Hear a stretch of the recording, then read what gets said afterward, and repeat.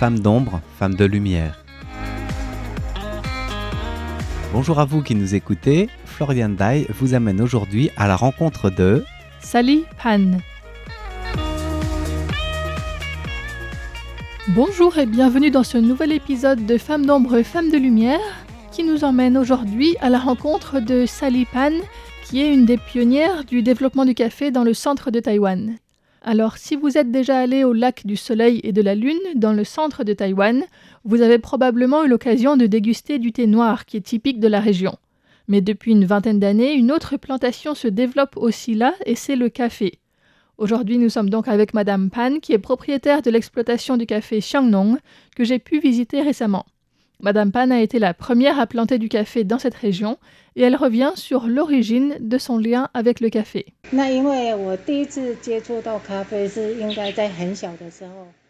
J'étais petite quand j'ai été en contact avec le café la première fois.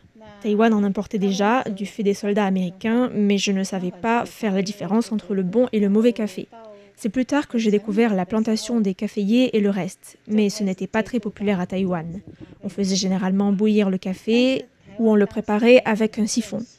Plus tard, j'ai appris à faire du café filtré. Le professeur nous a fait goûter du café de Taïwan. Il était très fier de nous dire qu'à Gukeng, dans le comté de Yunlin, il y avait une plantation de café.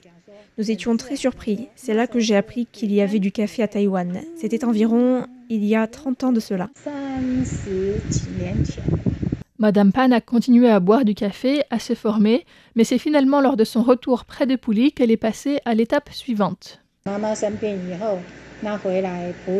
Lorsque ma mère est tombée malade, j'ai quitté mon travail et je suis revenue à Puli. Comme j'aimais boire du café mais que je n'en trouvais pas de bon, j'ai demandé à mon professeur où est-ce qu'on pouvait trouver des plantations. Il m'a suggéré d'aller voir à Jiayi, mais je n'en ai pas trouvé.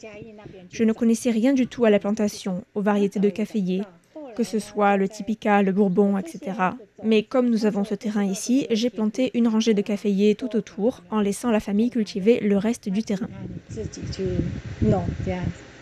La plantation de café Xiangnong est située dans le nord de la commune rurale de Yuchi, une commune montagneuse à environ 600 à 800 mètres d'altitude qui s'étend tout autour du lac du Soleil et de la Lune et qui est connue pour son thé. Ici, depuis la période de la colonisation japonaise, c'est une région de production de thé noir. Aujourd'hui encore, si on regarde à droite et à gauche, ce sont des plantations de thé et je suis la seule à avoir mis du café. J'aime boire du café, donc j'en ai planté partout sur ce terrain. Tout à l'heure, en se promenant vers le milieu de la plantation, on a vu quelques plants de thé aussi. En fait, ils sont là parce que je les utilise pour faire des gâteaux. Le thé de la région influence les plants de café. Au goût, on sent un peu le thé noir dans le café. C'est pareil pour tous les cafés de la commune rurale de Yuchi. Il y a dans la tasse de café cette présence, cette influence du thé. Mais entre les premières dégustations et la production de café, il y a beaucoup d'étapes. Sally Pan s'est formée avec des experts et a aussi appris beaucoup sur le tas. Ça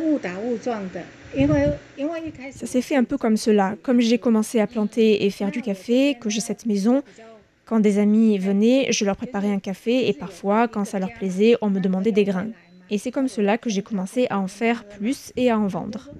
Entre-temps, nous avons fait venir le professeur Wu et d'autres spécialistes dans la région du lac du Soleil et de la Lune qui a donné des cours sur comment reconnaître les variétés de plants, comment prendre soin des plants, les tailler, mettre de l'engrais, quand récolter les graines, les techniques de séchage, la sélection des grains, parce que parfois il y a des insectes, donc il faut savoir trier les grains. L'apprentissage a pris environ 7 à 8 ans, en parallèle des soins donnés à sa mère. Sa plantation a pris de l'ampleur et est devenue petit à petit son activité principale. Maintenant, Sally et son mari cultivent 1 hectare de caféiers, divisé en 3 terrains, et s'occupent de toutes les étapes de la production. Le climat, relativement tempéré et brumeux, fait que les différences de saison ne sont pas si marquées et la période de récolte s'étale dans le temps. En mars-avril, c'est la floraison des caféiers. Après, les fruits se forment et ils ont besoin de 9 mois pour arriver à maturité et qu'on puisse les cueillir. Les cerises doivent être bien mûres pour que le grain de café durcisse. Si on les cueille plus tôt, c'est trop mou, donc il faut au moins 9 mois de maturation. Pour la cueillette des cerises sur 1 hectare, si je cueille un terrain aujourd'hui par exemple, dans 15 à 20 jours, je pourrai à nouveau cueillir des cerises du rouge qui m'intéressent. En général, les cerises de café doivent avoir un rouge sombre, bordeaux. C'est différent aussi selon la variété du plant de café, mais il est nécessaire d'exercer son œil pour repérer la teinte exacte des cerises mûres. C'est un travail qui est très prenant au quotidien et surtout en période de récolte et séchage. Je serai bientôt à la retraite, j'ai bientôt 65 ans. Je pourrai m'occuper pleinement des caféiers. Mon mari, qui a pris sa retraite anticipée, aimait déjà jardiner. Dès qu'on s'est installé ici, il a planté des fleurs et d'autres plantes, des fruitiers aussi, mais maintenant le café demande toute notre attention. Avec 1 hectare, c'est trop grand pour 2 personnes seules. Il y a besoin d'aide. Au moment de la récolte, en novembre-décembre, on fait appel à des voisins pour nous aider ou sinon à nos frères et sœurs. Parfois, il y a 3 ou 4 personnes, mais la plupart du temps, disons 80% de l'année, je suis seule avec mon mari. Il se met d'un côté du rang et moi de l'autre, et nous travaillons ensemble pour récolter les cerises. La cueillette commence le matin, quand il ne fait pas trop chaud. Le midi, on mange et on reprend vers 3-4 heures jusqu'à environ 5 heures. Le soleil se couche après 5 heures, ensuite il fait trop sombre et on ne voit plus assez bien. En une journée, à 2, on peut récolter jusqu'à 20 kg de cerises de café. Après avoir réuni une certaine quantité de cerises mûres, on les fait sécher. La méthode de séchage dépend de la variété de café. Par exemple, pour le Typica, nous faisons du café lavé et du café naturel. Pour le Bourbon, nous faisons du honey process.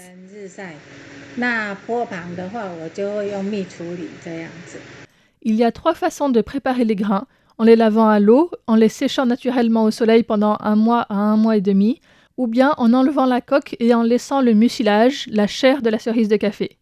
Le mucilage imprègne alors le grain de café et c'est pour cela qu'on l'appelle honey process. Une fois secs, je laisse les grains reposer pendant 2 à 3 semaines avant de les torréfier pour que le goût sucré imprègne vraiment le grain. J'ai une machine pour torréfier 1 kg de café. En général, je ne la remplis pas entièrement. Je mets 850 g par fournée. Ça permet au torréfacteur de tourner plus facilement et à ce que les grains soient plus uniformément torréfiés. À Taïwan, peu de gens boivent du café foncé. C'est généralement plutôt du café léger à moyen qui est préféré, mais tout dépend des goûts. Environ la moitié du café vert non torréfié donc est vendu tel quel et l'autre moitié est torréfié sur place avant d'être vendu. Nous vendons surtout dans les environs parce que nous n'avons pas tant de café que ça. 800 kilos par an seulement. Je suis seule avec mon mari. Parfois, les gens nous passent des commandes à l'avance. Le café vert se vend surtout aux établissements de café qui viennent ici goûter et, quand ils apprécient un lot, en acheter directement, par exemple 20 ou 30 kilos, et ensuite repartir avec. Pour donner un peu plus de perspective à la fois locale et historique, après que le café d'une autre productrice locale ait été primé dans une compétition internationale au Japon en 2011, l'ancien chef de la commune rurale de Uchi a fait venir un formateur pour donner sur 4 ans des cours complets aux producteurs locaux de café. À partir de 2015, Uchi a lancé sa propre évaluation annuelle de café de qualité du lac du Soleil et de la Lune. Aujourd'hui, la commune compte 7 dégustateurs certifiés au niveau national, dont Salipan, davantage que toute autre zone productrice à Taïwan. En ce qui concerne l'échelle de production, en 2019, il y avait 15,5 hectares de café officiellement déclarés, contre 50 hectares en 2025, selon le groupement local de producteurs qui dénombre alors près de 50 producteurs de café. Des festivals, concours et autres activités se multiplient, comme le festival Chocolat-Café du comté de Nantou, dont l'édition 2026 se déroule en ce moment même, du 19 au 28 juin à Puli.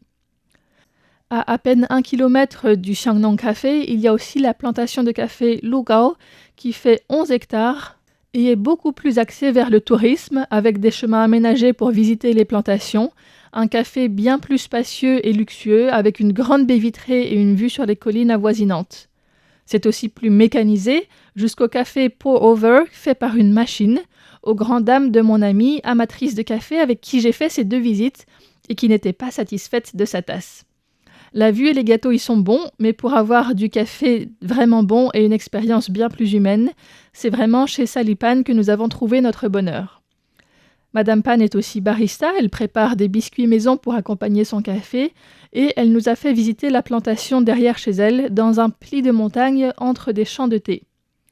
Pour elle, l'arrivée de sa retraite ne signifie pas un arrêt de son travail, au contraire, elle sera plus libre de consacrer tout son temps à de nouvelles expérimentations. Plus tard, j'aimerais me consacrer à l'amélioration des variétés de café. J'ai surtout du Typica ici. Je vais peut-être basculer sur des variétés natives du Kenya, le SL28 ou le SL34 ou sur du Geisha. Mais je ne vais pas tout arracher, je pense faire du greffage.